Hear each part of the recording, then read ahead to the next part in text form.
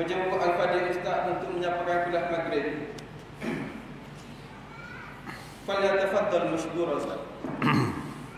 Assalamualaikum warahmatullahi wabarakatuh.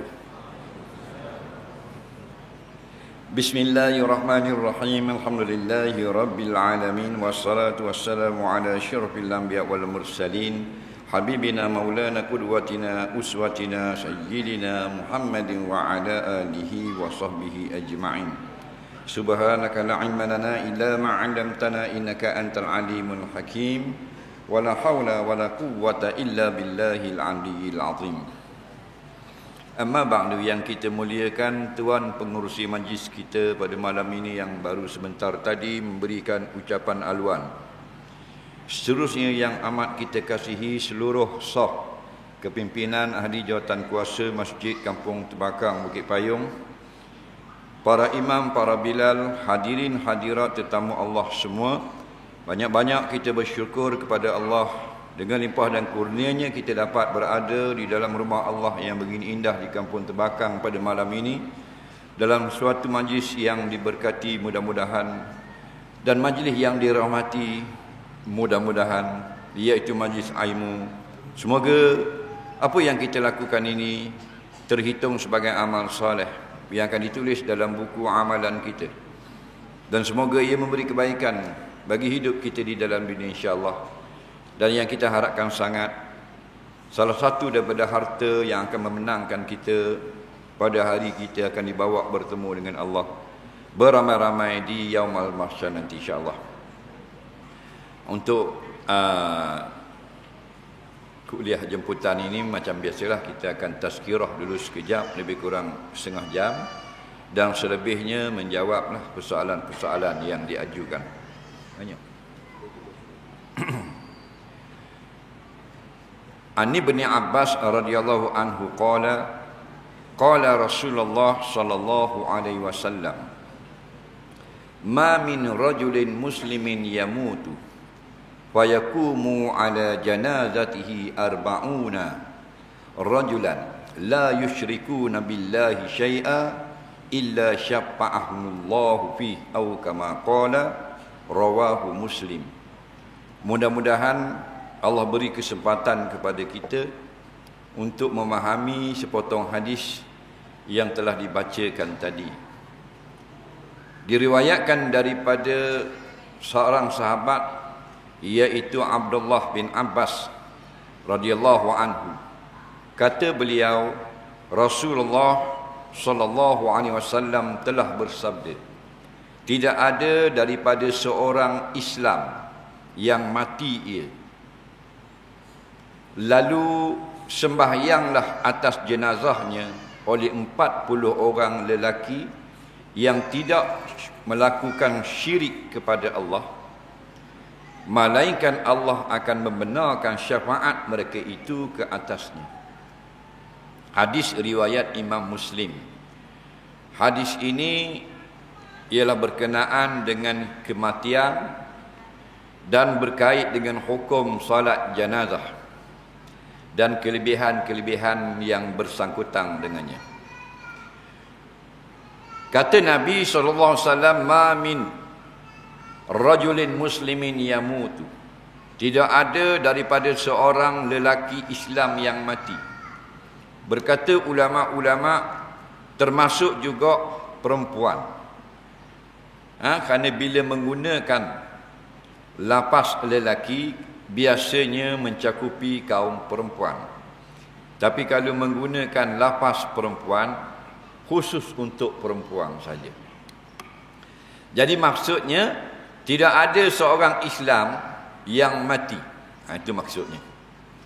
Apakah makna mati? Mati itu adamul hayah liman kana hayya, ketiadaan hidup bagi orang yang sebelumnya itu hidup.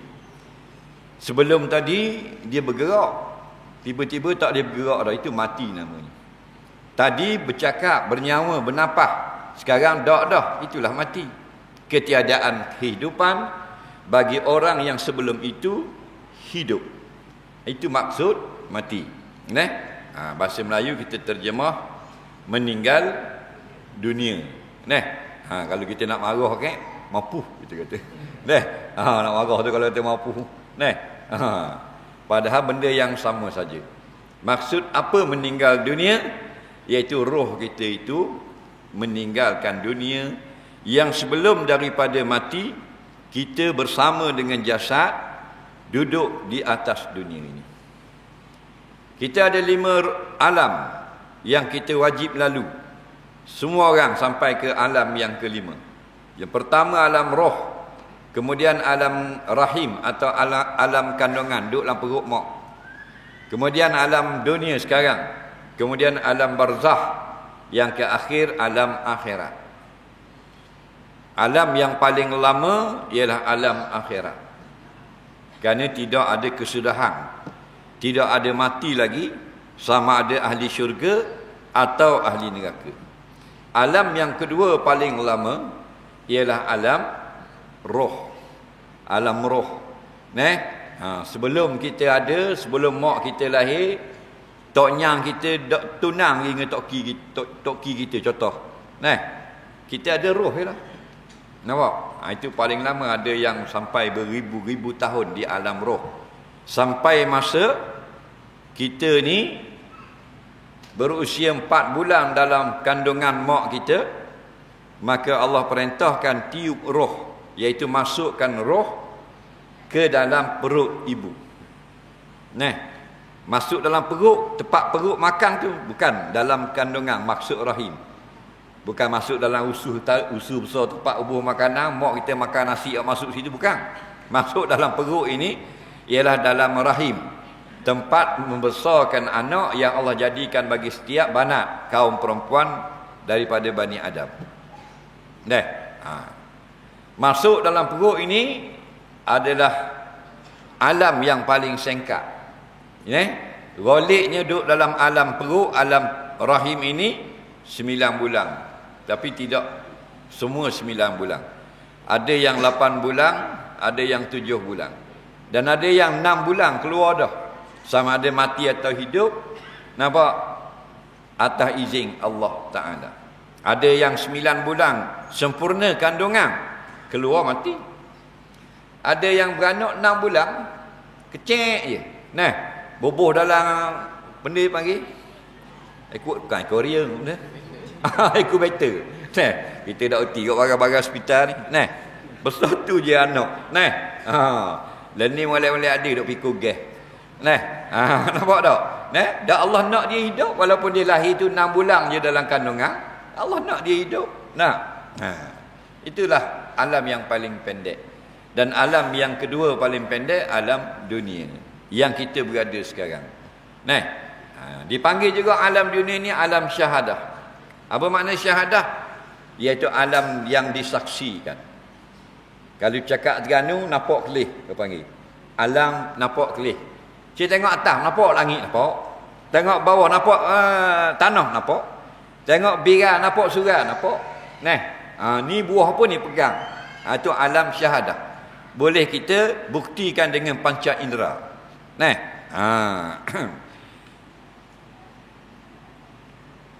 Umat Nabi Muhammad sallallahu alaihi wasallam adalah umat yang paling pendek umur. Zaman Nabi Adam alaihi salam panjang umur 1000 tahun. Zaman Nabi Nuh 1000 tahun. Nabi Nuh sendiri diabadikan umurnya di dalam Quran 1000 kurang 50. Berapa? 950. Dan ada orang pada masa Nabi Nuh 1400 tahun. Nampak?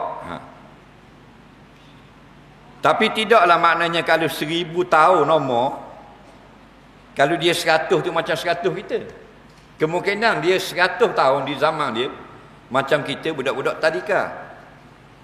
Dia ni kalau anak dara ke umur 380. Dah kalau orang tua umur 1000 mati. Anak dara awet ke 400 setengah. Zaman dulu. Dan makin pendek dengan kehendak Allah. Jadilah kita ini umat Nabi Muhammad SAW, termasuk duduk di terbakar malam ni, umat paling pendek umur. Nabi kata, umru ummati baina 60 wa 70 atau kama qala. Umur usia umatku antara 60 sampai 70 saja. Itu maksudnya ratio, bukan wajib. Ada yang lebih daripada 70. Tahu tak? Ada 96.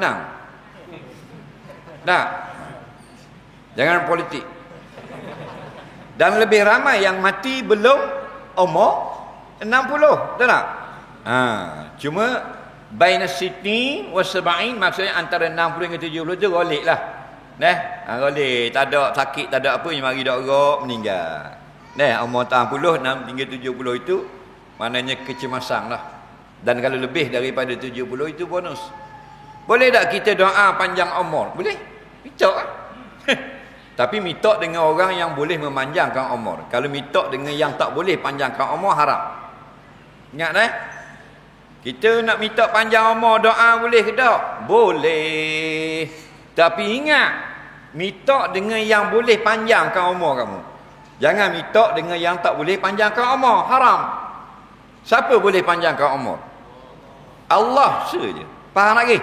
Jadi nak mitok panjang umur, mitok dengan Allah. Jangan mitok dengan makhluk. Ini maksudnya, iza sta'anta fasta'in billah. Kata Nabi SAW, bila kamu nak mitok tolong hanya dengan Allah. Apa maksud? Yakni kalau mu nak mitok tolong kepada perkara yang hanya Allah boleh tolong, maka mu kena mitok dengan Allah saja. Tak boleh mitok dengan makhluk. Contoh, panjangkan umur. Tidak ada makhluk boleh panjangkan umur melainkan Allah. Maka hanya boleh mitok dengan dia. Lagi nak mitok rezeki. Tidak ada satu makhluk yang boleh beri rezeki melainkan Allah. Maka tak boleh mitok rezeki dengan makhluk, mitok dengan Allah. Tapi kalau kita nak mitok usul lambu kita, nak akad, nak labuh batu, tambah batu pelapik, orang boleh tak akad? Boleh Itu boleh mitok dengan makhluk. Faham lagi? Kita nak mitok tolak kereta kita mampu masuk dalam air. Budak-budak tawakal ada 5-6 orang tengok. Wang tolong tolak kereta. Itu minta tolong tu. Boleh tak manusia ni tolak kereta? Boleh hak tu baru boleh minta dengan makhluk. Faham lagi? Minta panjang umur. Ada tak amalan boleh panjang umur? Ada? Apa dia amalan dia? Hubung silaturahim.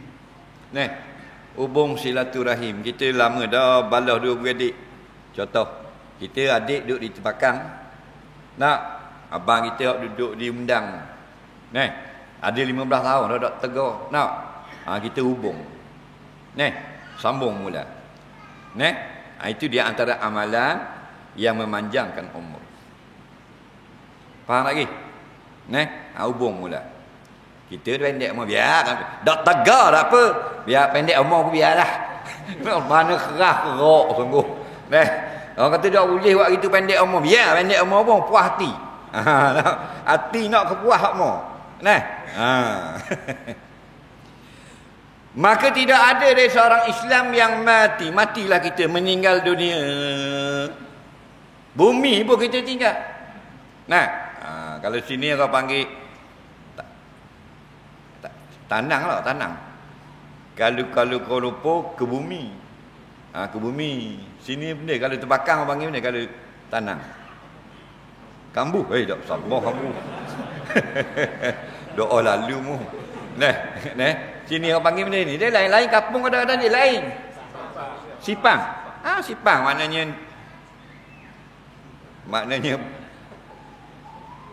apa beradab lah. Padahal sama tak sipang dengan kambu? Sama tak? Tapi kambu kasar.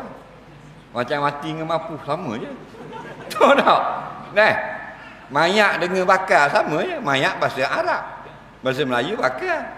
Patutlah kitab-kitab Jawi, dia kata 3 bangkai itu tiada najis dengan matinya. Pertama bangkai belalang, kedua bangkai ikan, ketiga bangkai manusia. Itu dalam kitab. Tapi oleh kerana sekarang kita tak guna perkataan bangkai untuk manusia, tak boleh guna. Kerana meraihkan uruf adat setempat. Kaedah kita al-urfu muhakkam. Dah adat-adat setempat itu patut diraikan juga pada hukum syarak. Jadi kalau orang sini, orang Malaysia, orang Melayu tak guna bakar gitu. Jadi untuk kepahaman dalam tulisan tak ada masalah. Betul tak? Kalau guna bakar gocohnya. Ku apa waktu turun bakar ayam lagi. Beramanya. Tu walaupun benda yang betul tak semua kita boleh bercakap. Nak faham gitu. Tidak semua benda betul boleh khabar kat orang. Tidak semua benda betul kita boleh buat bercakap, dan bukan semua benda kita dengar kita nak sapa kat orang. Faham lagi? Kena ada filter, kena tapis. Nak kena pandai edo-edo, kena basi, kena pandai. Sebab tu kalau orang pergi ke laut, dia tak bawa upang se. Mentang-mentang dia ngai di sungai di Bukit Ayung, bahang ikan cacing, upang cacing, ngai dia tu boleh semua kalau upang cacing, ngai tali air Bukit Ayung. Dia pergi ngai gigi upang cacing. Dia eret ke cacing tu daripada Batu Uruk sampai Sarawak. Seekor orang tak boleh gigi. Tak boleh, dia kena ra'i. Kena ra'i selera tu dia. Kalau nak ngai ikan ni tergigi. Hari ni dia makan kembung, kemarin dia makan krisi. Faham? Begitulah kehidupan kita ni, kena banyak ilmu. Ilmu dunia kena ada, ilmu akhirat pun kena ada. Kalau kita nak cemerlang, kata Imam Syafi'i, man arada bid dunya fa alaihi bil ilmi wa man arada bil akhirah fa alaihi bil ilmi. Siapa nak cemerlang hidup di dunia, kena ada ilmu dunia. Siapa nak cemerlang ilmu akhirat, dia kena ada ilmu akhirat. Nampak lagi? Maka bila mati, usalli ala janazatihi, lalu semayanglah atas jenazahnya. Jenazah ni apa benda beza dengan mayat? Nak tanya orang terbakang. Siapa orang terbakang? Dia kat tangan seorang, kita tak ada seorang. Ada tak? Mana? Orang terbakang. Mana beza jenazah dengan mayat? Sama. Dia bukan sama, dia kena jawab gini. Sama tapi tidak serupa. Faham lagi? Sama tapi tidak serupa. Faham tak? Apa makna mayat? Mayat maksudnya ialah jasad orang yang mati. Okey? Jasad orang yang mati. Sama ada orang panggil dia itu perempuan, sama ada dia laki-laki, orang panggil mayat. Sama ada dia sudah tua atau masih bayi, kanak-kanak, orang panggil mayat. Apa beza dengan jenazah? Malam ni boleh ilmu waktu suruh mari dengar. Faham tak? Tak ada rugi tak? Tadi mari masuk masjid ni kena bayar tiket tau. Dia tak kena tiket. Mu orang kampung ni? Mu kan? Kampung ni? Bukit Wang. Batu Rakit. Mbah Batok. Mu? Tok Adi. Kedah Buluh. Dak apa mari sini? Kampung mu tak ada masjid? Dah betul? Mari nak kuliah dengar. Tebang duduk depan.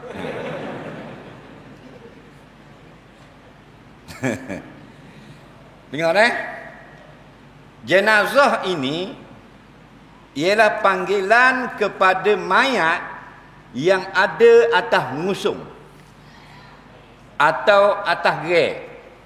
Arab ni dipanggil gitu kan. Kalau jenazah itu bubuh atas gerai atau atas ngusung, dipanggil mayat itu dipanggil jenazah. Faham? Mana kalau duduk atas pasir, atas latar, orang tak panggil jenazah. Boleh ilmu mana ni? Nampak? Ambil siap mayat tu mandi, ubuh atas ngusung, jenazah. Itu kalau dari segi lurah bahasa Arab betul lah. Tapi sekarang kita nak panggil jenazah hukum anda lah, tak masalah. Nak khabar hak asal dalam kitab-kitab ulama gitulah. Tak. Jadi dipanggil jenazah bila apabila mayat itu akak bubuh atas ngusung.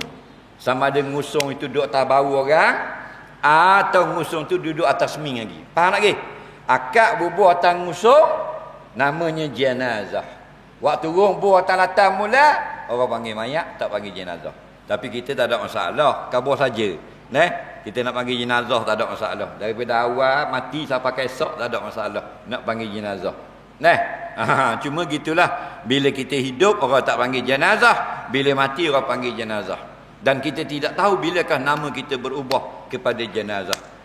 Innaka la tadri masmuka ghada, sesungguhnya kamu tidak pasti apakah panggilan kamu pada esok hari. Kalau esok kita masih hidup, orang panggil Pak Mang je kita. Dah kita hari ni orang panggil Pak Mang tu tak?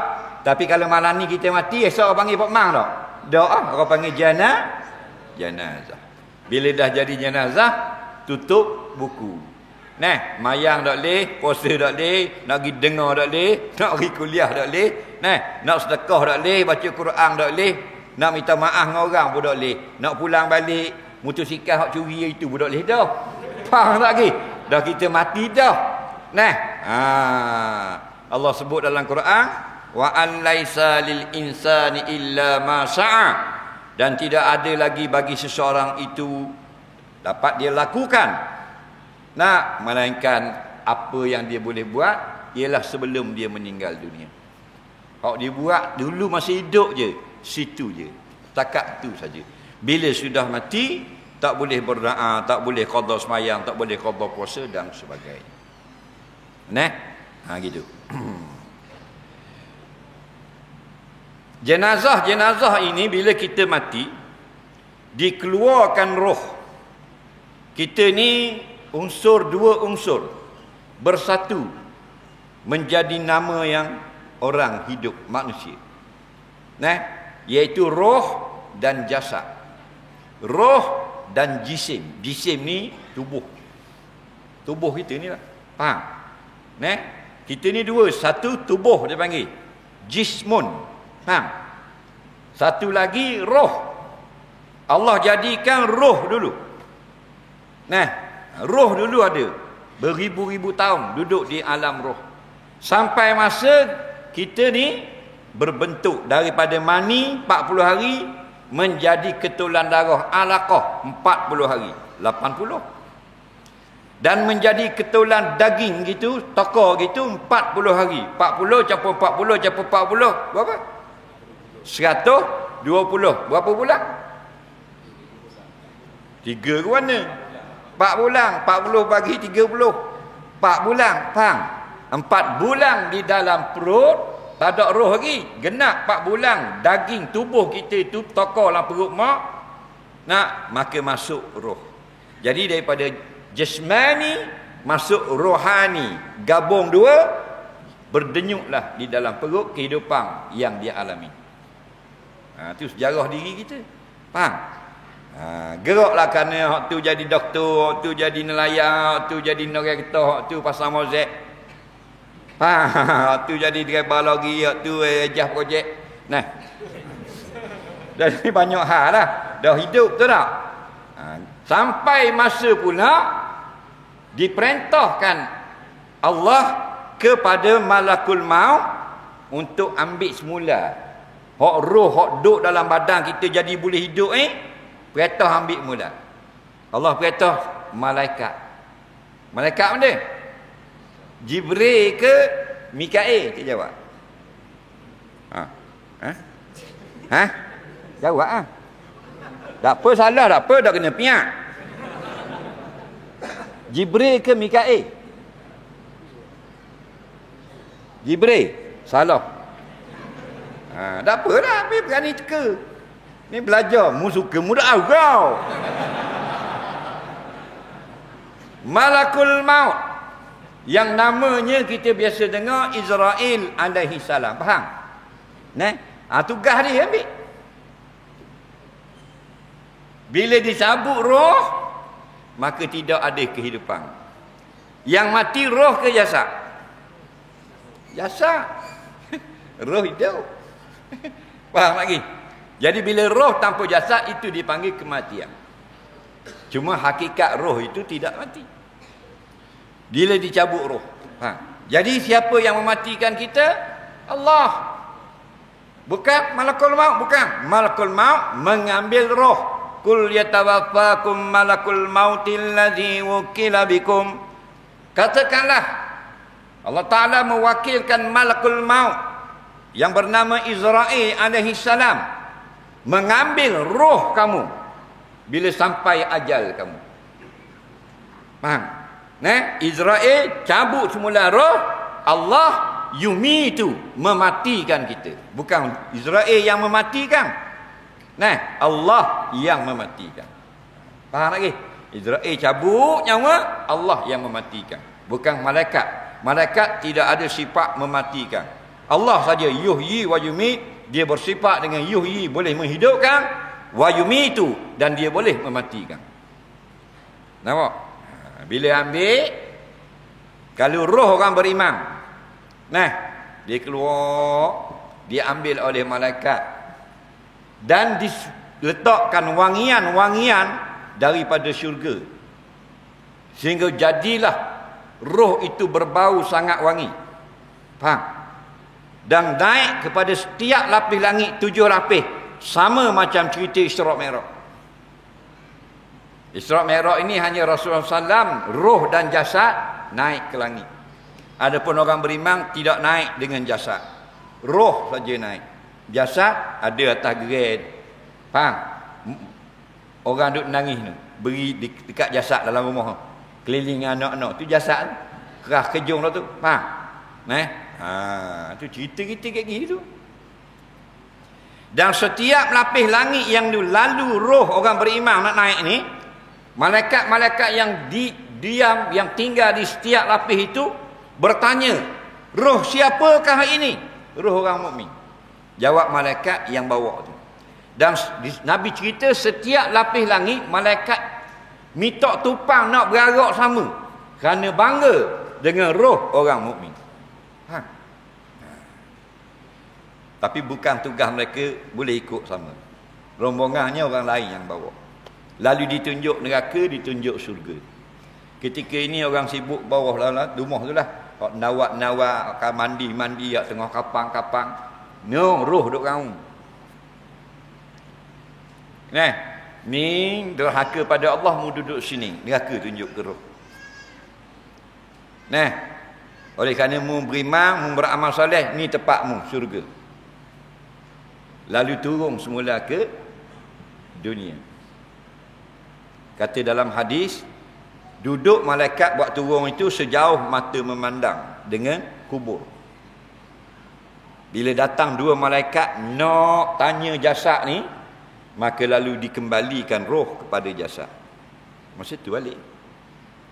Itu cerita kita.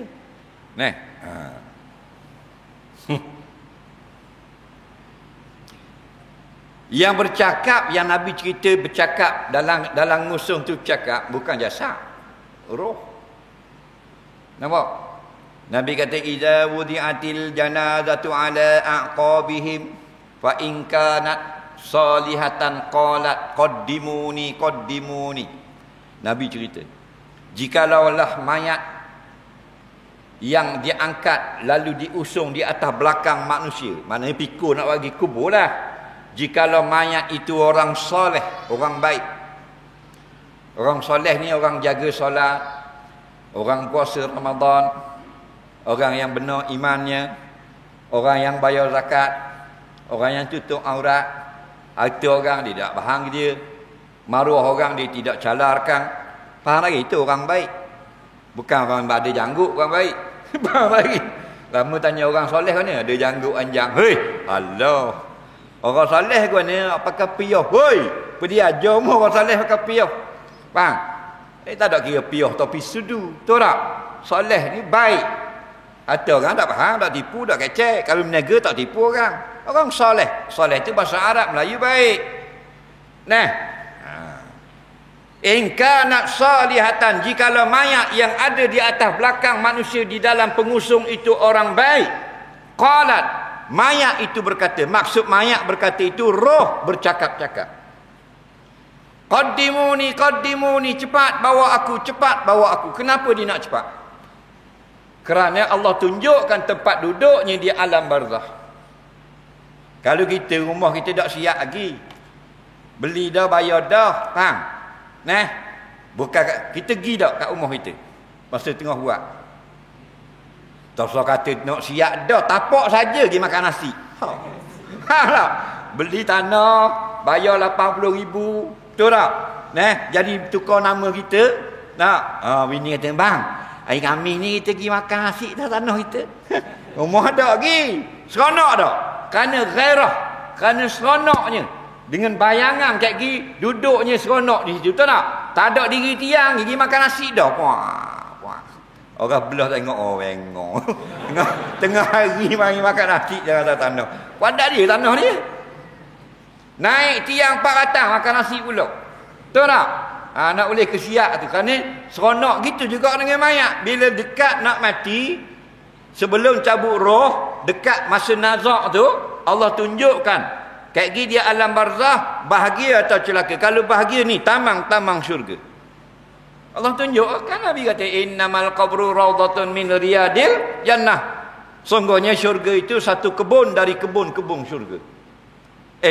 Sesungguhnya barzah itu satu kebun dari kebun-kebun syurga. Faham? Jadi bab tu mayat tu, qaddimuni dia. Wa in kanat ghairu zalik, dan jikalau mayat itu tidak molek. Faham? Tidak molek. Artis saka bang dia seorang. Faham tak lagi? Tanah anak daranya lipat bang lipat dara. Jual nega lebong orang. Utang kecil orang tak bayar. Waktu 14,000, waktu 7,000, tembak lari gitu je. Tak? Kedara harok nombor ekor penuh lah kau cek. Orang minum air zam-zam bahan air harok. Faham tak lagi? Nampak? Orang tengok takwin, tengok nombor ekor. Hidup tak molek. Bini orang apa dah tak kira nak dara orangnya rogonya apa dah. Orang tak molek. Mayat itu qalat, mayat itu akan berkata, makna roh bercakap-cakap atas musuh. Ya wailati, celaka aku pada hari ini. Ila aina tadhhabuna bi? Kamu nak bawa aku ke mana pada hari ini? Binasa aku pada hari ini. Mayat itu bertepik di atas musuh, tak boleh pergi ke kubur. Kerana Allah sudah tunjuk azab yang sedang menanti di alam barzah. Nampak? Tak mau pergi. Dan mana kita dah ajar dengar, kita usah orang bagi kubur. Ada juga orang tanya gitu. Nabi kata, yasma'u sautaha kullu syai' illal ins. Mendengar suara mayat itu bertempik, bercakap di dalam usungan oleh semua, melainkan manusia saja tak dengar. Maknanya semua yang hidup dengar. Kucing dengar, ayam dengar, katak dengar, rama dengar, ikan pelawahong dengar. Buaya rawa pun dengar kalau lalu kot dia. Illal insan, melainkan manusia tidak dengar. Dah kalau kita dengar atak jadi gana. Kata Nabi, walau sami'a la sa'iqa, jikalau manusia dapat dengar suara mayat di atas pengusung, pasti semua akan pengsan. Faham lagi? Maka yusalli alaihi, yusalli ala janazatihi, fayakumuna ala janazatihi arba'una rajulan. Bila ada seorang itu mati, orang beriman, lalu 40 orang laki-laki semayang atas jenazahnya. Hukum semayang mayat, semayang jenazah ini fardu kifayah. Faham? Apa makna fardu kifayah? Huwal wajibu ala kulli mukallafin fa iza fa'alahu al-ba'du saqata 'anil baqin. Maksudnya ialah benda yang wajib atas semua orang, tetapi bila ada sebahagian orang sudah melakukannya, maka gugurlah kewajipan daripada orang lain. Sebab itulah orang yang kerja lakukan tugas-tugas fardu kifayah ini banyak dia dapat pahala. Tukang mandi mayat, tukang kapang mayat, betul tak? Tukang semayang mayat, tukang gali kubur, itu semua fardu kifayah. Bukan semua orang buat. Mana ada sebuah kampung 100 orang gali kubur. Faham lagi? Dah. Tukang mandi mayat kena molek 4 uti kampung seorang ni tukang mandi. Nah, orang tak anda. Nah, kita tengok kalau masjid buat kursus mandi mayat. Ada tak cari borang berebut? Tak ada. 3 orang yang ambil borang. 3 orang ambil se-atur orang. 2 dah atur, dah jadi atur. Nampak tak? Seorang tu. Nah. Tu nak. Orang tak minat. Mandi mayat ni dah. Tapi kita dah boleh paksa orang. Tapi wajib kena ada dalam suatu mukim seorang yang mandikan mayat, yang kapankan mayat. Nah, ada gitu. Biasanya ada kampung-kampung, kebanyakan tua-tua dah lah. Nah, dah kalau tua tu, dah kalau orang tua tukang mandi mayat tu mati dah. Gua ni. Mandi diri ya. Mayat mandi diri. Nah. Dah tukang mandi mayat ada seorang je. Bekas kapung. Nang utir kapung seorang tukang mandi. Alik nu kapung tu mati dia jember dia tak kena. Faham lagi? Kena alik 4 mayat sehari dia kena mandi. Betul tak? Nah, kejar terik gitu mendak ke bawah hendak kau. Takut dak dam mandi. Nah, dah dia pun tua dah. Jadi biarlah anak-anak muda ni belajar mandi mayat. Nah, nah, barakah. Nah, mandikan mayat orang. Allah banyak pahala. 40 orang semayangkan mayatnya. Jadi gua ni illa syafa'ahumullahu fi. Kalau 40 orang semayang atas satu mayat, mayat, melainkan Allah akan membenarkan syafaat 40 orang itu atas mayat itu. Apa syafaatnya? Orang yang semayang mayat apa dia kata? Pada takbir yang 3. Allahumma ighfir lahu warhamhu wa'afihi wa'fu anhu wa akrim nuzulahu wa wasi' madkhalahu waghsilhu bil ma'i was-sajji wal barat wa naqihi aminal khataya kama yakasabul abyad minad danas wa abdilhu daran khairan min dari wa ahlan khairan min ahli wa zawjan khairan min azwajih wa adkhilhul jannah wa a'idhu min azabil qabri wa fitnatihi wa min azabin nar. Itu syafaat. Katanya orang yang tukang semayang, ya Allah ya Tuhanku, ampunkanlah mayat ini, kasihkanlah kepadanya, maafkanlah kesalahannya, abaikanlah segala salah silapnya. Faham? Jadi doa-doa yang tukang semayang 40 orang ni Allah perkenankan. Nah, jadi bila Allah perkenankan, rahmat mayat tersebut. Adakah wajib semayang 40 orang? Ulama menjawab bukan wajib. Hadis ini menunjukkan atas yang afdal. Maksud afdal lebih baik. Kalau kita mampu, sebaiknya 40 orang. Tapi kalau Allah nak ampunkan mayat, 3 orang pun Tuhan ampun. Faham? Kalau Allah nak ampunkan mayat, tak ada seorang semayang pun Allah ampun. Faham? Cuma sebagai galakkan kepada kita. Biar gemar kepada berdoa kepada orang yang telah mati. Biar gemar tolong menolong sesama kita. Nah, biar selalu suka hadir diri pada solat jenazah. Kerana itu mengingatkan kepada akhirat, kepada kematian bagi kita. Betul tak? Itu kelebihan ni. Dah kita tu 4 beradik ada 4 dah anda mayang-mayang. Dalam kitab-kitab fiqh, kalau mak mati, orang yang paling afdal jadi imam solat jenazah mak tu ialah anak lelakinya. Tok imam dalam kampung tu nak banding dengan anak si mati, afdal anak si mati lagi. Anak si mati dengan wakil ayat, YB, afdal anak si mati lagi. Yang boleh pitah dia ialah sultan. Sultan mari, maka sultan afdal. Itu kata fuqaha lah. Faham lagi? Dah kita 4 beradik dak mayang belaka. Dah nak bayar dak reti.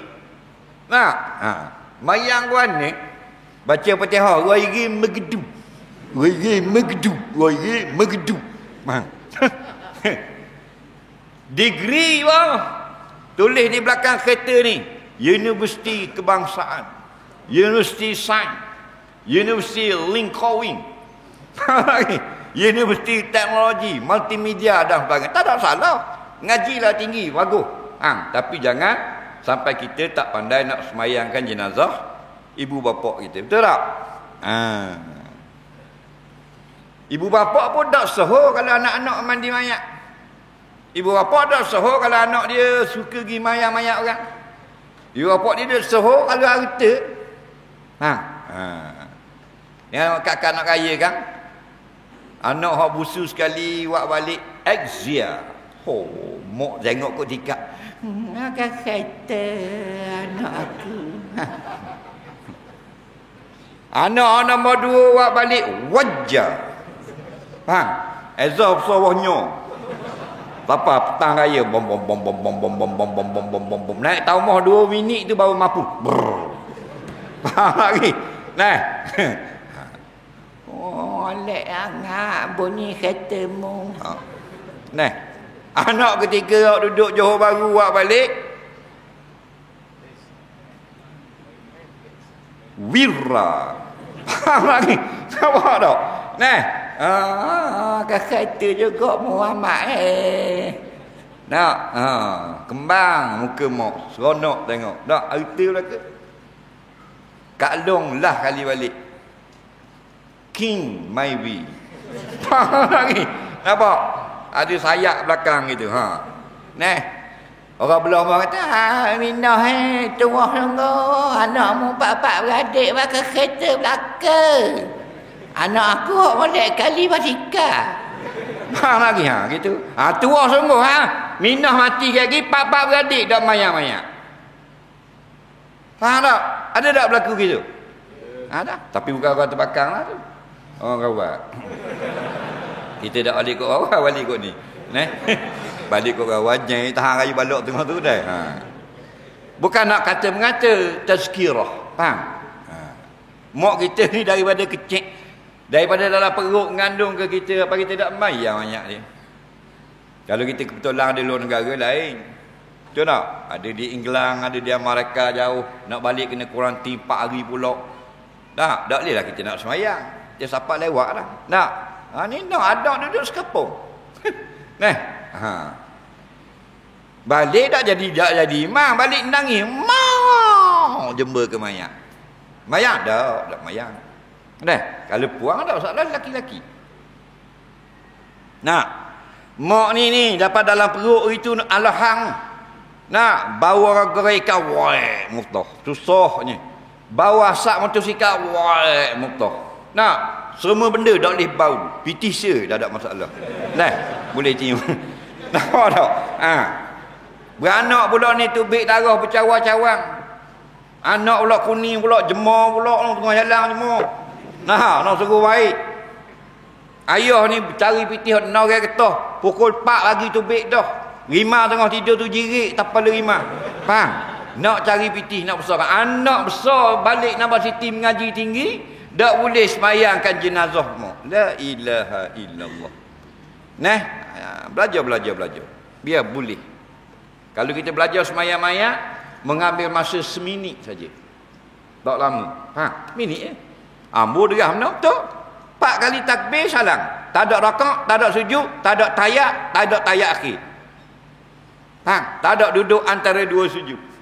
Tak ada duduk salam diri. Seminit nak belajar tak? Seminit Mula-mula takbir Allahu Akbar. Aku semayangkan jenazah ini 4 fardu. 4 takbir fardu kerana Allah Taala. Baca Fatihah. Habis Fatihah Allahu Akbar selawat. Paling kurang Allahumma salli ala Muhammad wa ala ali Muhammad. Takbir pula juga Allahu Akbar.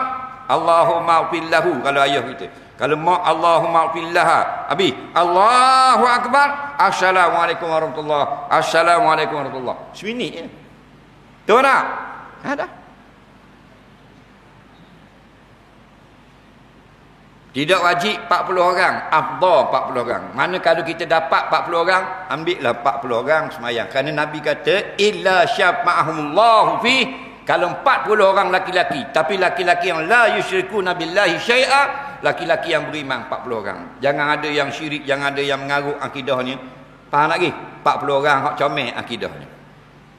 Illa melainkan syafa'ah. Allah syafa'ah. Allah memberi kebenaran, recommendation. Kebenaran syafaat humullah pada mana? Pada rajul, pada laki-laki yang mati ini.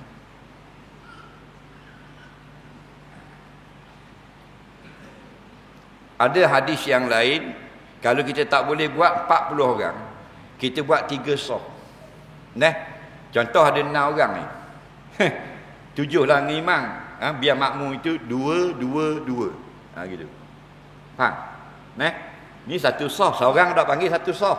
Sekurang-kurang saf 2. 2, 2, 2. Berapa orang? 6 orang. Capung dengan imam 7. Kerana pada hadis Imam Tirmizi, Nabi SAW kata, ma min muslimin yamutu wa yusalli alaihi salah satu sufufin minal muslimin illa aujaba. Rawahu Tirmizi. Tidak ada seorang yang beriman, dia meninggal dunia, lalu semayang atas mayatnya itu 3 saf daripada orang Islam. 3 saf aja. Nabi tak kata sesaf berapa orang. Faham? 3 saf. Jadi sekurang-kurang 1 saf 2 orang. Cukup 2 orang, 2 orang, 2 orang. 3 saf ni je ada. Illa aujaba, melainkan Allah wajibkan. Apa makna wajibkan? Allah perkenankan doa yang dibaca oleh 6 orang tadi. Faham lagi? Jadi dan ada hadis yang lain 100 orang. Maksudnya sebaik-baiknya dalam bab nak semayangkan jenazah, lebih ramai lebih baik. Itu je nak khabar. Faham lagi? Bukan kata kena buat 3, kena buat 40 kan. Lebih ramai lebih baik. Dan kalau kita buat 40 orang, alhamdulillah. Dan kalau 41 jadi mana, tak ada masalah. Sekurang-kurang 40. Kerana Nabi sebut dalam itu isim adat. Nabi sebut nombor arba'una rajulan, 40 orang lelaki. Jadi maknanya tidak kurang pada 40. Kalau kurang, sah juga semayang. Tapi fadilatnya kurang. Bila cukup macam Nabi kata 40 dan ke atas, maka hukumnya mudah-mudahan makbul sebagaimana yang Nabi sabitkan dalam hadis, iaitu doa mereka diperkenankan. Jadi dalam bab solat jenazah, kalau kita berpeluang lah, anak-anak muda ke apa ke, lalu dengan rezek datang, ada orang mati mayang, berhenti dulu rezek, berhenti dulu wai suku, parking kejap pergi naik mayang jenazah. Pahala dia besar gunung Uhud. Kalau kita pergi jogging Bukit Besar, hari Jumaat ramai jogging kan. Faham lagi? Tu ada bukit tu, Bukit Besar tu. Gunung Uhud tu besar pada tu. Bukit Besar tu 1 kilometer je turun gini. Bukit Uhud di Madinah tu 7, antara 7 hingga 8 kilometer. Bukit Besar sutir itu kan. Dia ni tinggi. Nabi pernah naik atas kali. Dan tidak ada pokok hitam. Nabi kata, man syahidal janazata hatta yusalla 'alaiha falahu qiratun. Barang siapa yang pergi tengok orang mati dan semayang atas jenazah. Dia semayang mayat. Biar ada imam pun duduk belakang kali biar tangga je. Faham lagi? Tapi dia semayang mayat tu. Falahu qiratun. Maka bagi orang itu dapat 1 qirat pahala. Qirat itu timbangan lah. Timbangan. Kalau kita tengok, kalau ikan berapa kilo, kalau ukur tiang berapa meter, ukuran panggil. Jadi pahala ni dikira dengan qirat. Nabi kata dia dapat pahala qiratun, 1 qirat. Wa man syahidah, dan barang siapa yang ikut pula jenazah hatta yudfana, sampai mayat itu ditanam. Dia bukan semayang saja, dia ikut sampai kubur, habis tanam baru dia balik. Falahu qiratani, maka orang itu dapat 2 qirat. Semayang 1 qirat, ikut sampai kubur 2 qirat. Lalu seorang sahabat tanya, ya Rasulullah, kam qirat? Hei Nabi, qirat ni banyak mana? Dia sahabat pun tak tahu. Nabi kata qiratun mislu jabalin azim, wa fi riwayatin qiratun mislu uhudin.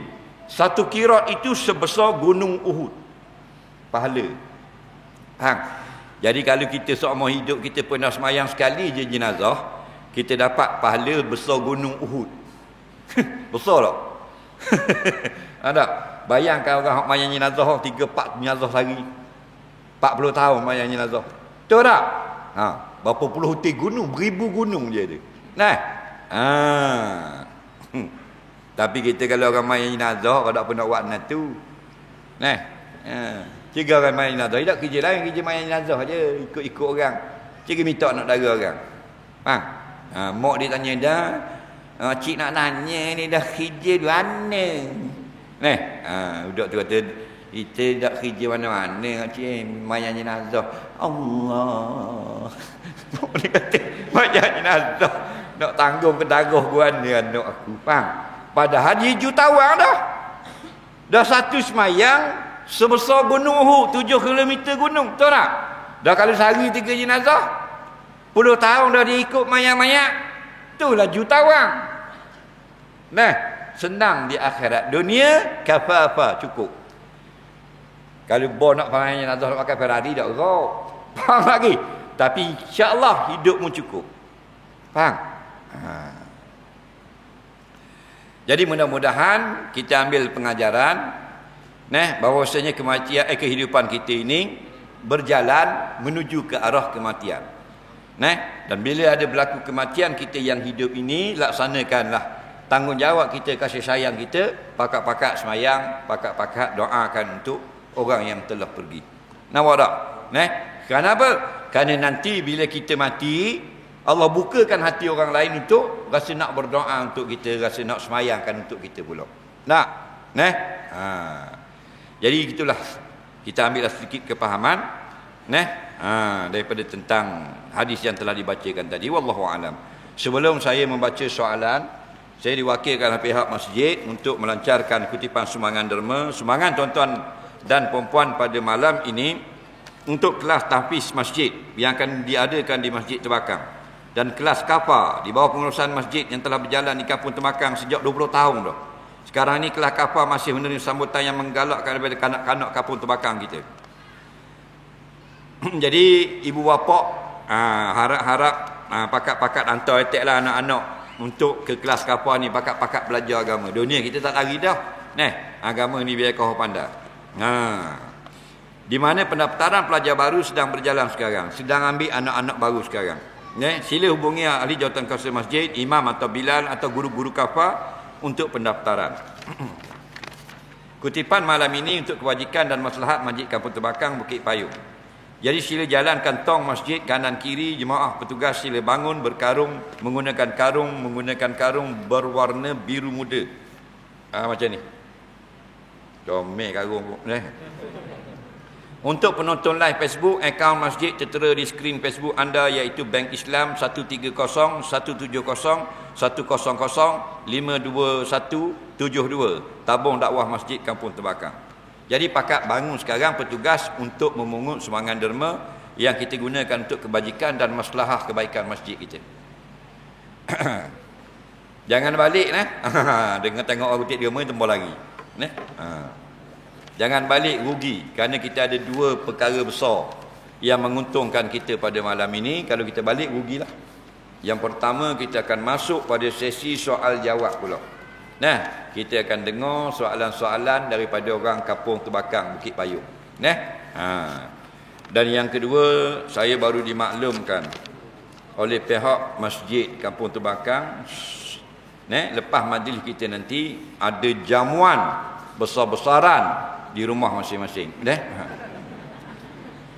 Pelan-pelan kutip.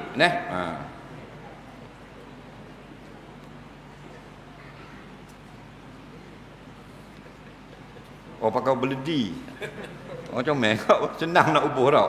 Pasal kadang-kadang dia buat kotak tu, setengah masjid dia buat kotak, lubang tu kecil. Dari atas orang tu pada duk korek tu. Buh beledi itu senang.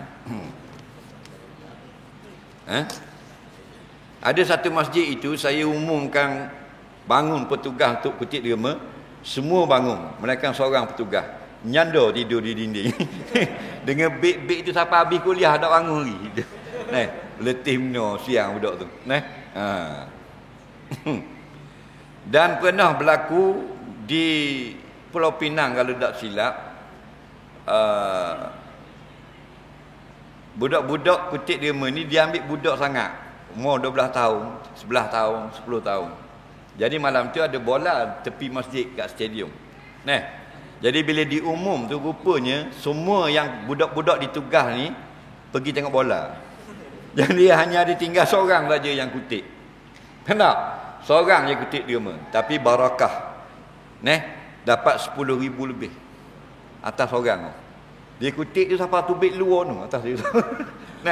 Jadi gitu pula. Kalau kutip ramai boleh 3,000 tak? Itu Allah punya kuasa.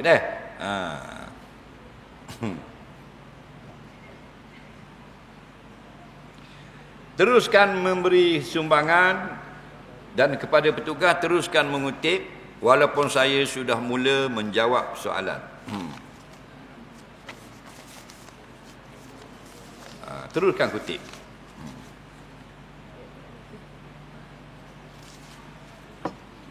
Soalan pertama, bolehkah solat maghrib berimam lepas salam kita bangun jamak takdim isyak qasar? Boleh. Kita nak semayang maghrib jamak dengan isya. Contoh nak pergi Kuala Lumpur. Daripada Bukit Payung masuk highway. Faham? Pukul 6.30. Sampai di Paka orang bang garit. Faham? Atau tak sampai Paka lagi. Sampai di Aceh. Orang bang garit. Allahu Akbar. Dia pun berhentilah. Di Aceh semayang berjemaah ramai-ramai di Masjid Aceh. Faham? Jadi orang di dalam masjid itu semayang maghrib. Dia ikut imam semayang jemaah, semayang maghrib juga. Dan dia nak semayang jamak dengan isya lepas maghrib. Boleh. Faham? Boleh semayang maghrib dia berjemaah. Faham tak ke? Cuma lepas habis semayang maghrib, terus bangun semayang isya. Kerana dia mesti berturut-turut. Jangan mungkin diwirik pula dengan tu imam. Subhanallah, subhanallah, subhanallah, habis. Tak boleh nak buat dah. Faham? Terus bangun. Habis semayang maghrib berjemaah, terus bangun semayang isya pula. Isya tu nak buat 4 rakaat pun boleh, nak buat 2 rakaat pun boleh. Soalan seterusnya. Apakah yang dimaksudkan dengan harta sepencarian? Tahun 2007 saya ada beli sebuah rumah. Saya adalah meminjam, dalam geran rumah ada letak nama bekas bini. Kerana pada waktu itu dia ingin keluarkan wang KWSP-nya. Tapi dia tidak gunakan untuk bayar deposit. Sekadar suka keluarkan alasan beli rumah. Masa sekarang adakah dia berhak ke atas rumah tersebut sebagai harta sepencarian? Baik. Suami dulu masa dia bersama belum bercerai, dia beli rumah. Suami yang beli rumah. Duitnya duit suami, deposit pun duit suami. Cuma pada masa itu isteri ambil kesempatan, oleh kerana suami beli rumah, isteri draw KWSP-nya. Atas alasan nak banner rumah. Tapi tak banner rumah pun duit dah wi pun. Faham? Maka milik rumah itu adalah milik suami. Isteri tak dapat apa-apa. Tapi kalau sama-sama tong, parak tong, berkongsi, maka itu harta sepencarian. Faham? Nampak lagi? Suami bayar sikit, bini bayar sikit, suami bayar sikit, atau gabung harta, itu harta sepencarian. Jadi bila berlaku perceraian, hak dia separuh. Faham? Jika dapat, kalau ada resit mana bagian yang memang khusus untuk isteri, kalau ada resit lah, maka bayar atas resit tu. Tapi kalau resit pun tak ada dah, mu sikit, aku sikit, mu sikit, aku sikit, akhirnya siap sebuah rumah, maka tasamuh. Tasamuh itu makna berlebih kurang, halal berhalal separuh seorang. Faham? Soalan seterusnya. Baju polis ada tulis Allah Muhammad. Jadi staf polis boleh pakai, dah masuk ke tandas. Jika halus boleh. Jika jelas boleh dibaca, makruh buat masuk. Itu setengah pendapat. Setengah ulama kata haram buat masuk. Faham tak ke? Jadi Nabi SAW cincinnya ada tulis Muhammad Rasulullah. Bila nak masuk tandas dikeluarkan. Kita sekarang kalau keluarkan cincin, hilang ke tak? Tak usah kata cincin, lalu lalang hilang. Faham? Jadi kalau tak boleh, cabut bolang poket. Jadi kalau kita pakai topi polis ada tulis Allah, nak masuk dalam tandas, letak di luar tandas. Tak boleh nak letak, takut hilang. Maka ambil ke topi itu, masukkan dalam poket. Jangan sampai dia berada di ruang tandas, itu dilarang syarak kerana memuliakan nama-nama Allah dan nama-nama para rasul.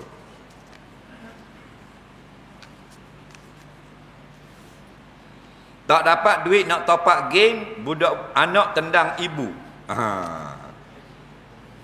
Ini yang viral hari ni. Nah, game punya pasal terajang mak apa semua sebagainya. Ni daripada dulu dah. Mak kita ni tak usah kata nak terajang. Allah kata wala tanharhuma. Jangan kamu tinggi suara dengan ibu bapa. Wala takullahuma uffin. Dan jangan kamu kata tu dah leh dah. Nah. Dulu ingat kau kelor tekuk mak. Mak tak mau beli RZ. Anak nak belombanya beli orang dakat sekeheng. Nak ni? Nak kan ni? Nak salahkan anak semata-mata pun tak boleh juga. Kadang-kadang ibu bapa terlibat juga. Sebab tu Nabi kata kullu mauludin yuladu 'alal fitrah fa abawahu yuhawidani aw yumajjisani aw yunasirani aw kama qala. Anak lahir semua baik. Ibu bapa lah yang membiarkan anak-anak tidak ditarbiah dengan betul, akhirnya anak-anak itu terikut cara yang tidak betul. Nah, tapi ada gak ibu bapa yang pesan sama ke anak, nasihat sama, tapi anak itu berkawan dengan kawan yang tidak baik. Dia jadi rosak. Nah,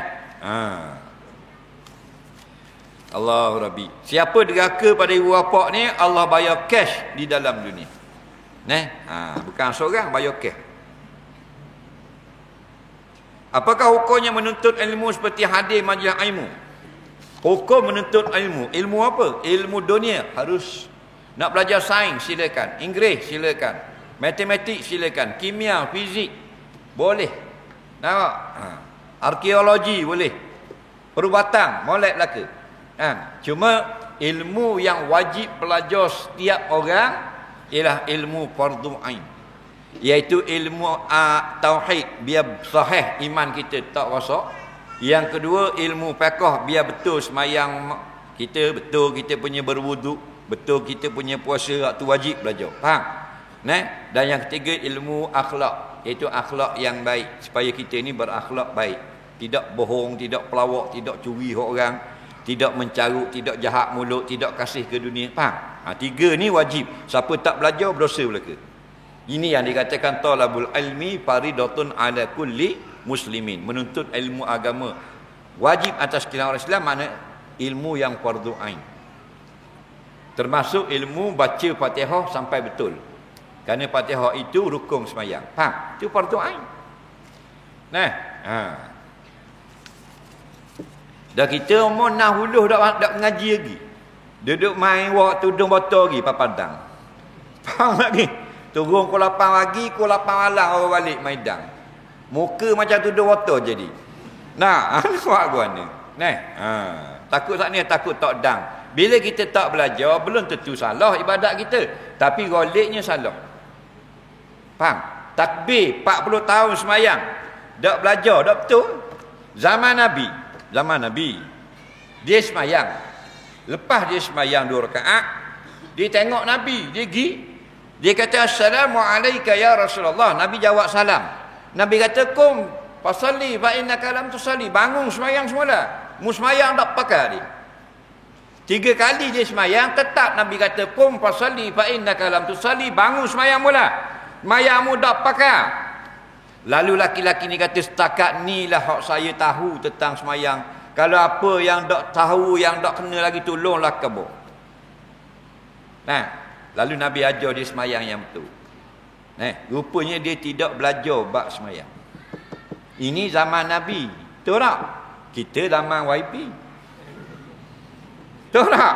Zaman paling berkat zaman Nabi SAW. Faham? Ini ijma' ulama. Zaman paling berkat. Zaman paling banyak turun wahyu. Zaman paling banyak malaikat turun ke dunia. Zaman paling banyak diampunkan dosa. Zaman paling banyak Allah beri pahala. Nampak? Zaman Nabi. Itu pun seorang sahabat yang tidak belajar bab semayang, tak pakai semayang dia. Apatah lagi kita, zaman paling suai. Betul tak? Zaman kita ni zaman mana? Zaman kacau bilau. Zaman pelawak. Zaman penuh dengan fitnah. Tak ngaji pula. Kau berat itu.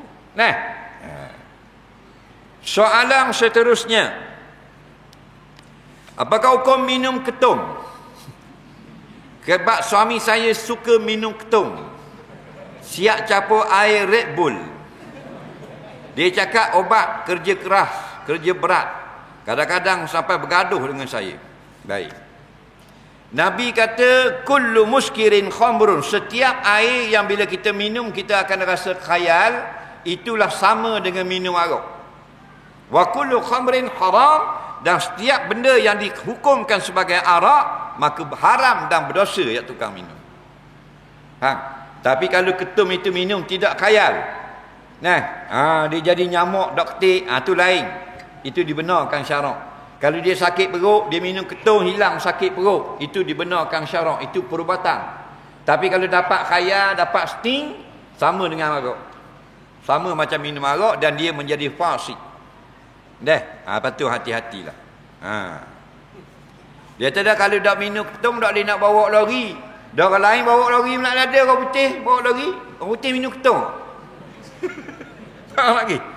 Mu bawa lori gitu mana? Lagi Kuantan, Kuantan jauh apa? Amerika mu tengok dalam YouTube kisah pemandu lori.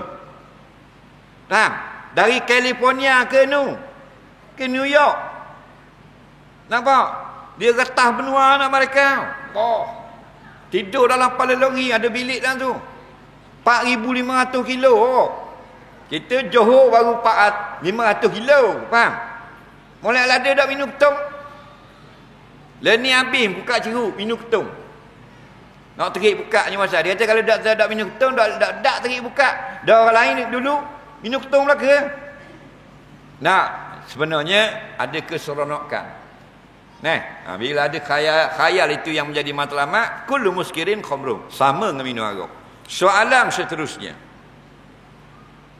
Kucing ni anak dia mati, jadi dia rindukan anak dia, dah mati 3 ekor. Soalan saya, kucing ini ada bermimpi tak Ustaz? Dia kata kita mimpi lah. Dah kalau binatang mimpi ke tak? Manalah aku tahu dah binatang mimpi ke tak? Mu tanyalah kucing, mu ambil kucing mu tanya, mu rajin mimpi tak? Kan kita kata tak rajin kan, takut mimpi juga binatang. Tak? Mu pegang kucing seekor mu tanya.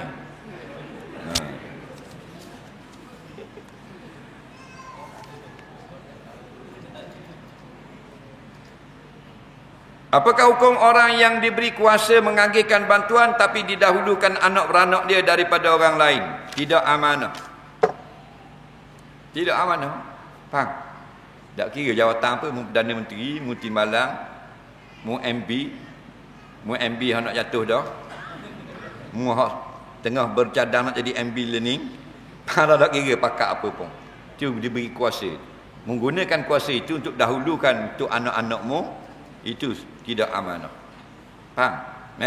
Ingat baik-baik, harta benda negara ni bukan harta pemimpin, harta rakyat. Maka kita lantik pemimpin untuk menguruskan harta kita. Faham lagi? Ingat AJK masjid 40,000 50,000 dalam akaun tu bukan pitih mung, pitih orang ramai. Faham? Mereka yang beri sumbangan, lalu mereka lantik AJK, orang ni jadi pengurusi, orang ni jadi untuk menguruskan. Faham tak? Harta tersebut. Kena faham baik. Tapi pemimpin kita lupa. Bila dia jadi pemimpin, dia ingat harta kerajaan tu dia yang punya. Soalan seterusnya. Boleh tak kita semayang sunat lepas subuh? Seperti sunat witir dan sunat tahajud. Solat witir ni masa mana? Dalam waktu isyak. Selepas solat isyak, sebelum waktu subuh. Lepas subuh witir apa? Faham lagi? Kalau qada tak ada masalah. Tapi orang bukan panggil semayang witir. Kalau qada boleh, dalam waktu zuhur boleh. Kita dah ingat semalam, lupa semayang witir, kita tidur. Biasa witir mau. Teringat apa mayang zuhur, Allah semalam tak mayang witir, kita qada lepas zuhur, boleh. Faham lagi? Tapi kalau mu nak tunggu witir nak buat lepas subuh, tak sah. Dia gitu. Tahajud ni waktu malam sebelum terbit fajar. Lepas subuh orang panggil tahajud, itu terkejut. Apakah hukum racun rumput di atas kubur? Kena faham dulu mana kubur, mana bukan kubur. Dengar baik-baik. Ini tanah kubur 1 ekar. Ini bukan kubur, tanah kubur kau panggil. Ni pintu pagar. Kubur ni hak ada nesang. Tu kubur. Hak bengok tu ada nesang, faham? Itu kubur. Jadi kad ada kubur itulah hukum kubur. Haram pijak, haram duduk atas kubur, orang kecing berak atas kubur. Ada pun kad kosong, tak ada tanah orang lagi ni, dipanggil tanah perkuburan. Jadi dalam bab kita nak racun rupuk, jikalau atas kubur tak boleh. Atas tanah perkuburan ini, hak tak ada kubur lagi, berlaku perselisihan di kalangan ulama. Sebaiknya kita tak guna kaedah racun, melainkan tak boleh dengan cara lain. Tebang tak akan tebang dah, mesin tak kena mesin dah, kita racun. Tapi bukan atas kubur kan. Faham lagi? Soalan seterusnya.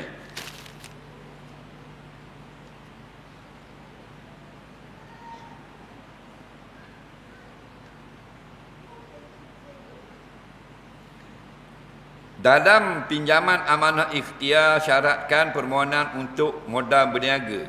Tapi kita dah buat berniaga, kita buat benda lain. Boleh atau tidak? Tabung ikhtiar pinjaman kerajaan buat. Okay, siapa yang nak berniaga tak cukup modal, kita beri pinjaman RM10,000 contoh. Kita pun pinjam boleh RM10,000 bahan rezek. Faham lagi? Dah buat berniaga sekarang, faham? Jadi hukumnya jika terma itu faham lagi syarat-syarat perjanjian meminjam. Kamu kena baca molek. Hanya boleh digunakan untuk berniaga saja. Kita buat benda lain tak boleh. Maka kita berbohong itu. Tidak ada keberkatan. Faham lagi? Yang bolehnya kita berniaga dan lebih baru boleh. Kita dapat pinjaman RM10,000 memang nak berniaga sungguh. Kita pun bukalah kedai beki telefon. Tapi habis RM9,000 saja, siap dah. RM1,000 ada lebih, tak apa. RM1,000 ada lebih tu kita buat benda lain lah, bubur lasir, buat comel. Tu tak ada masalah. Pasal ramai ada ni orang yang bukan masuk dalam syarat, dia pinjam, dia ambil bantuan. Ini banyak berlaku dalam negara kita. Orang lain yang orang lain memohon bantuan sebab rumah dia kena banjir. Rumah ada tergelam air, ambil kau. Haram.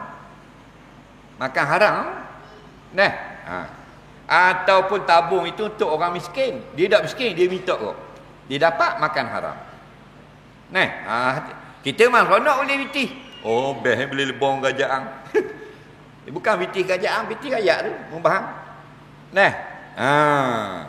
Ramai orang gitu. Ini untuk nelayan saja. Tiba-tiba rusak boleh kau fiber. Dia ejah ke bawah meja.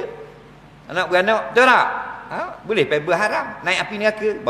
Naik api neraka. Ada berlaku. Pemberian itu untuk nelayan yang miskin. Beli fiber tu ada 3,000 sutir fiber, 13 kaki contoh. Faham? 17 kaki. Enjin Suzuki 8 kuda, contoh RM4,000. Semua sekali dapat fiber enjin layak untuk orang miskin. Nelayan, tiba-tiba dak nelayan, gusar dapat. Kita cek rupa dia baik dengan tukang ngajar.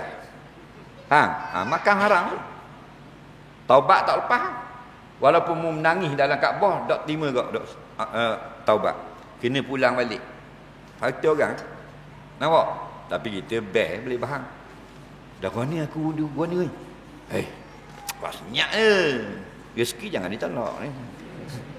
Tak apa boleh duduk lapi ke mama. Soalan seterusnya.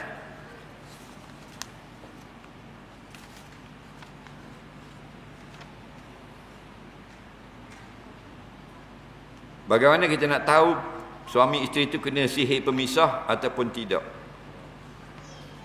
Kadang-kadang orang tu bercerai, dikatakan kerana disihir. Adakah boleh orang itu disihir sampai bercerai? Jawabnya boleh. Semuanya dengan izin Allah. Tetapi jika tidak ada bukti dan tanda dan alamat, maka kita tinggalkan sihir di tepi dulu. Pulang kepada uruf biasa. Perceraian itu tidak ada jodoh, tak serasi, masing-masing penting diri ataupun salah seorangnya melampau batas. Tapi nak kata sihir boleh dengan ada buktinya, dengan ada tanda-tandanya. Dia gitu. Sebab tu kita selalu kena ada kekuatan Dalam bab sihir ni kita kena ada link internet, kita kena kuat dengan Allah. Nampak lagi? Soalan seterusnya, bagaimana nak solat berjemaah ketika perang? Allah. Kau solat biasa jemaah pun huru hara lagi. Mu nak perang pula. Solat ketika perang ni setengah ulama bilang sampai 14 cara. 14 kaifiat. Banyak tak? Di antaranya yang depan itu rokok sujud dulu dan naik, baru yang belakang rokok sujud dan naik. Manakala biasa kan dua sah, Allah Akbar sama, sami Allah man hamidah. Itu bahaya, sama-sama sujud musuh mari tak nampak. Jadi grup depan ni sebagai rokok dulu, Allahu Akbar, sami Allah man hamidah, baru ni Allahu Akbar, sami Allah man hamidah. Faham lagi? Supaya nampak semua musuh di depan. Contoh, kau jahat ni pula Allahu Akbar, ni tak turun sujud. Kau ni naik dah, baru ni turun sujud. Itu salah satu kaifiat dia. Dah? Soalan seterusnya,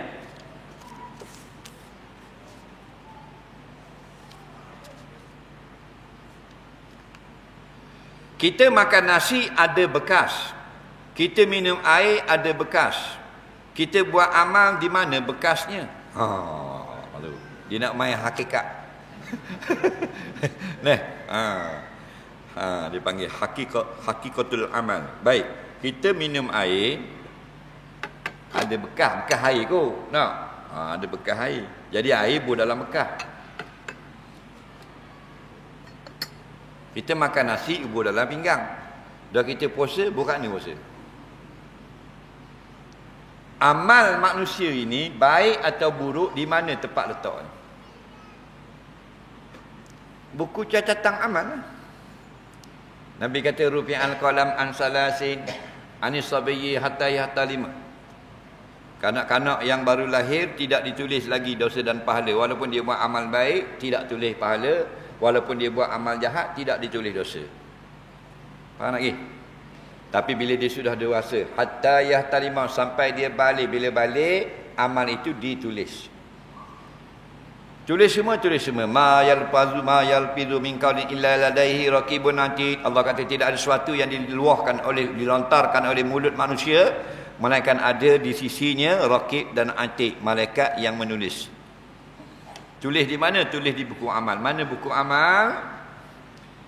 Ada di sisi Allah. Faham? Dan buku itu, bekas amal kita tadi akan ditunjukkan ketika peristiwa mizan pada hari nak timbang amal. Kita akan tengok tikas dan bekas-bekas amal kita, mana lebih banyak, mana yang lebih sikit. Dah? Soalan seterusnya,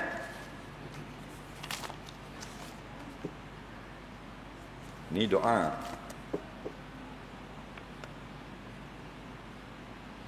Fadilat selawat kepada Nabi terlalu banyak ganjaran. Bahkan setiap dalam khutbah Jumaat pun menyebut. Tapi kenapa imam selepas setiap solat tidak pernah menyebutnya? Hamba Allah Syekh Negat Batik Bawumah.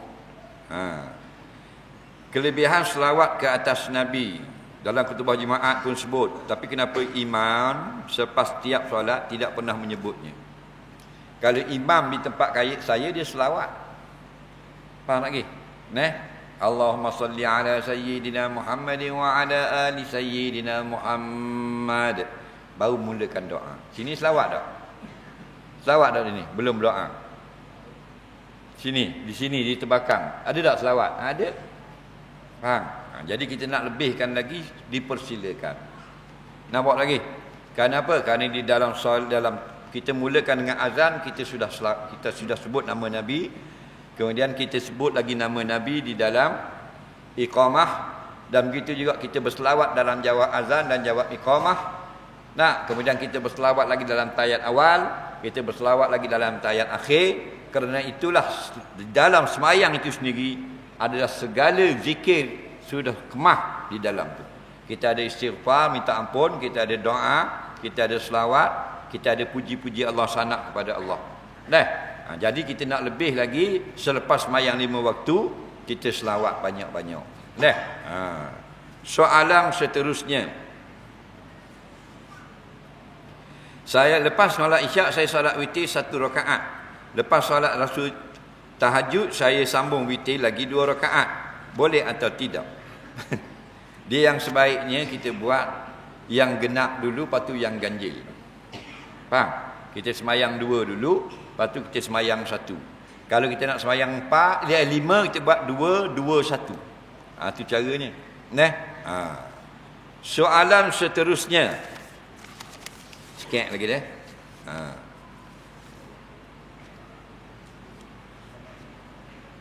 Macam mana nak ziarah mayat dalam kawasan dalam kubur masa membaca doa, muka itu menghadap kiblat ke atau menghadap muka sama muka? Masa kita ziarah, kita menghadap muka mayat. Kita beri salam menghadap muka mayat. Dan kata setengah ulama, yang afdal bila kita nak berdoa, kita menghadap ke kiblat. Faham lagi? Tapi siapa yang tetap menghadap dengan muka mayat pun tidak menjadi kesalahan. Tapi kalau dia menghadap, pusing menghadap kiblat dalam berdoa, lebih baik. Soalan seterusnya.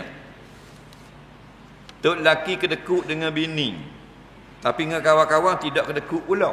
Nak buat guan Suami dia sayang harta dengan isteri. Ini suami yang bukan suami misali. Faham lagi? Jangan sayang, jangan kedekut lebih-lebih lagi dengan orang yang sangat besar budinya kepada kita, iaitu isteri kita. Isteri kita sanggup tinggal kampung halaman dia untuk duduk dengan kita. Isteri kita sanggup tinggal ibu bapa dia untuk duduk dengan kita. Isteri kita sanggup jauh daripada adik-beradik yang dia membesar bersama untuk menemani hidup kita. Betul tak? Tiba-tiba mu bergaluh dengan dia. Nampak? Maknanya apa benda kelaki lagu ni. Suami yang tidak baik. Jangan kira dengan suami, dengan isteri. Kalau dia gelapkan wang kita, buat gelap dah lah. Faham lagi? Maknanya kita tahu dah ya bahang peloya dia buat senyak dah lah. Biarlah halal. Kita 50 ya, dia kata nak beli selipar anak 3 ya je dia awal. Patut balik 47, senyak pahala ni 3 tahun dah. Kita halalkanlah, betul tak? Pasal bini kita kan, betul tak? Banyak tak dia jasa daripada kita? Banyak antaranya melahirkan anak. Cuba bayang kalau gila beranak. Tahun pertama kahwin, bini beranak. Tahun kedua kita pula kena beranak. Acur yang ribut. Dok mati kita. Betul tak?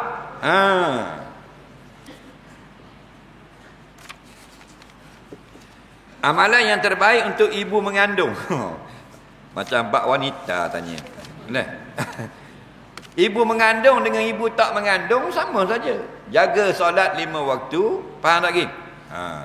Kemudian jangan kita tengok benda-benda yang haram. Jangan duk dengar benda-benda yang mengarut. Lebih-lebih lagi ketika anak itu sudah berusia 6 bulan di dalam kandungan, lebih kuat belajarnya dengan apa yang ada di luar perut mak dia. Sebab itu kita tengok perempuan-perempuan yang umur sekarang dia sudah 30 lebih kurang. Jadi pelik-pelik perangai. Kenapa? Kerana mak mereka itu suka sangat tengok orang joget tahun 80-an itu. 80-an itu pagi joget dia, tengah hari Hindustan, petang pusat jelai pula, malam cerita Sepanyol. Perut dia, anak duduk dalam perut ni. Lepas tu anak tubik-tubik, dia jadi kenang lagu tu. Bergedip minta lopak tak kata lopak tak ni. Kita tengok dalam TikTok ni berat-berat menenang. 5 enang 7 8 orang budak-budak puan joget sama. Paling pusing punggung. Kerana apa? Kerana nak rosak ikut sama dengan Yahudi Nasara. Yahudi masuk dalam lubang bewok pun habis pakat masuk terjun dalam lubang bewok. Lagi ada orang marah dia kata tak baik ustaz dalam masjid sebut bewok-bewok gitu. Ada kok ni netizen pandai pada ulama lagi. Tak boleh sebut-sebut biawak macam tu dalam kuliah. Tak boleh korok apa Nabi kata hatta law dakhalu juhra dabin tabi'tumuhum, kamu akan ikut mereka itu sehingga mereka masuk dalam lubang biawak pun kamu akan masuk dalam lubang biawak. Siapa kata? Nabi sabda. Tapi tak sedap lah dengan biawak macam tu, terjemah tukar zirafah lah. Nak ikut kamu, aku ikut Rasulullah, apa ikut kamu? Gitu betul tak? Habis nak ikut Yahudi Nasara. Yahudi Nasara joget menopak, nothing tak tahu benda, habis kita anak orang Islam. TikTok. Nah, bunuh rana habis. Waktu manakah boleh lakukan solat sunat tasbih? Solat sunat tasbih itu sunat afdal pada waktu tengah malam. Dan kalau lepas isyak boleh juga. Nah.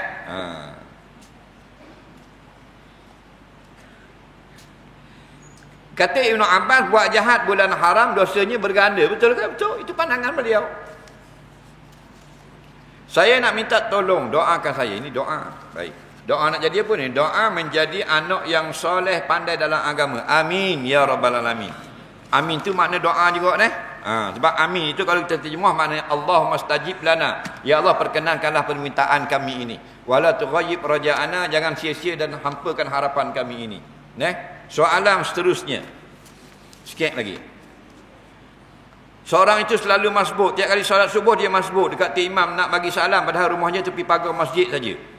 Dekat je rumah dengan masjid tapi masbuk. Kita kena siasat dulu. Tak boleh nak sangka buruk lagi. Mungkin kadang-kadang kerana dia ni masalah. Contoh masalah dia was-was.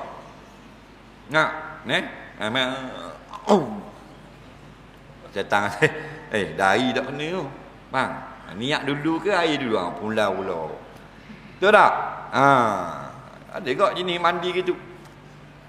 Mandi junub pukul 4 pagi masuk, 6.45 baru siap. Tok tua macam rimah luar tunggu. Tok tua nak pergi sejid tak boleh. Tok tua junub kok. Salah ke mana? Apa long?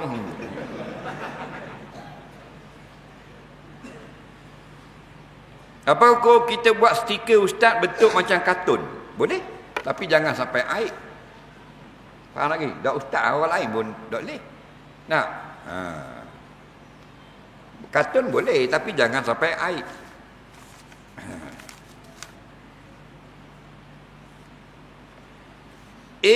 Anak si A menyusu dengan anak si B. Adakah semua anak si A jadi anak susuan? Tak.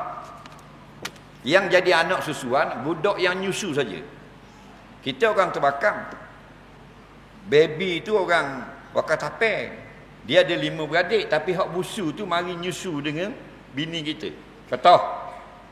Maka yang nyusu seorang tu saja anak susuan kita. Adik-beradik dia hak wakatape tu tak jadi. Faham tak? Dia seorang je. Dia seorang tu dengan bini kita jadi anak susu. Dengan kita pun anak susu. Dengan anak-anak kita adik-beradik susu. Dengan abang bini kita pak saudara susu. Dengan kakak bini kita mak saudara susu. Dengan mak bini kita tok susu. Faham? Soalan yang ketiga sebelum akhir. Ni ada lagi sikit lagi.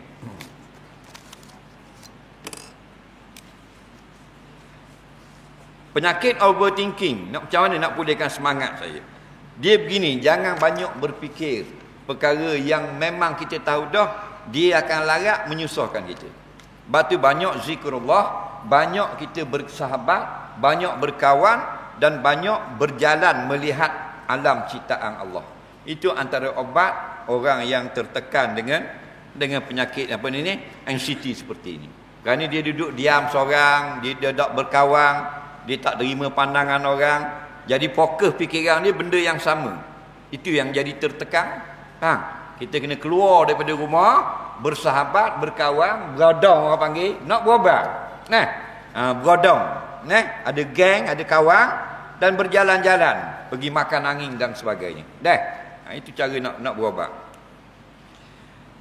Apakah hukum bermain kutu? Makruh main kutu. Lepas kita takak kenyek tu buang, jangan main. Tu kutu kepala ustaz, ada kutu hutang. Kutu hutang tu dia kalau kita benda mah, kita tak boleh nak tangguh-tangguh. Dia mesti dengan cash, mah dengan mah. Faham tak ke? Tapi kalau jenis kutu duit, kita kena lapas. Saya hutangkan awak RM100. Kita jawab, saya terima dan saya setujulah berhutang RM100. Bulan depan kita pula yang menerima. Orang yang kita dah beri bulan depan, dia akan bayar. Saya bayar hutang awak RM100. Supaya meraihkan pendapat fuqaha yang mewajibkan lapas ketika beri hutang dalam permainan kutu. Walaupun sebahagian ulama melarang permainan kutu ini. Soalan yang kedua sebelum akhir.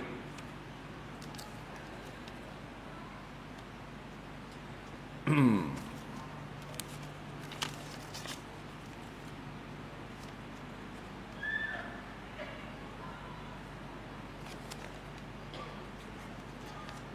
saya solat, tiba-tiba bergesing. Lalu ada kotoran macam air liur dan hingus tubik dan kena pada mas. Adakah batal solat saya? Kotoran hingus kena pada mas. Dengar baik-baik. Hingus kita ni bukan najis. Najis ni yang keluar daripada kemaluan. Air kecing keluar dari kemaluan najis. Mazi keluar pada kemaluan najis. Wadi keluar dari kemaluan najis. Putihan neleh ke parak perempuan najis. Apa lagi? Istihadah keluar najis. Haid keluar najis. Darah nifas keluar najis. Satu benda yang keluar yang tidak najis, air mani. Kerana air mani itu asal kejadian kita. Kalau air mani kita najis, kita yang besar ni najis juga pasal asal daripada najis. Walaqad karramna bani Adam, kata Allah kami muliakan manusia itu, maknanya mereka terjadi daripada mani yang tidak najis. Tetapi sama macam hingus, sama macam rohak, walaupun bukan najis, itu dibilang mustaqzarah, perkara yang dibilang sebagai kotor. Benda kotor tapi tidak najis. Yang dijadikan syarat sah sembahyang ialah suci pakaian, tempat dan badan daripada najis. Maknanya kalau mustaqzarah, benda yang kotor, tidak najis, tak batal sembahyang. Kita sembahyang Allahu Akbar, tengok di kain tu imam tahi. Nampak tak? Tahi benda tahi kucing. Stepek atas kain pelekat tu imam. Kita niat mubarakah kerana tidak sah. Tetapi kalau bukan tahi, benda kotor yang tidak najis. Contoh tanah, bekas tu imam rebah tadi kena tanah. Tanah najis tak? Tak, maka tak payah niat mubarakah. Atau tengok di kain tu imam inguh, dah banyak ada yang 2 liter. Nela jebak atas belakang kain tu imam. Tak? Inguh najis tak? Tak. Sebelum semayang dia ambil kain pelekat dia rendang dalam inguh. Dia ada inguh sebeledi. Faham lagi? Dia pun bayang makruh. Semayang sah. Perbuatannya makruh, kotor. Faham lagi? Kerana inguh bukan najis, air liur bukan najis. Faham lagi? Air liur itu mustaqzarah. Itu pun air liur itu dibilang kotor setelah keluar dari mulut. Kalau dalam mulut tak kotor. Faham lagi? Sebab tu tidak dilarang. Sebab tu kalau minta maaf, suami dia cium mulut isteri dia. Faham lagi? Dah. Air liur hok nu masuk dalam mulut ni. Air liur hok ni poklong masuk dalam mulut molong. Kotor tak? Tak kerana dia tidak keluar dari mulut lagi. Dia yang kotornya poklong kehek dah air liur buat atas meja. Moklong mari jilat. Baru kotor. Dah. Minta maaf tu dokar bolak suruh faham dah. Jadi tai hidung bukan najis. Tengah mayang tengok Allah, setengah kilo tak hidung atas tekuk tu imam. Mari dua mana tak tahu. Tidak batal mayang kerana dia mustaqzarah, benda kotor tapi tidak najis. Tapi kalau najis walaupun setitik air kecing, itu tak boleh. Soalan yang terakhir.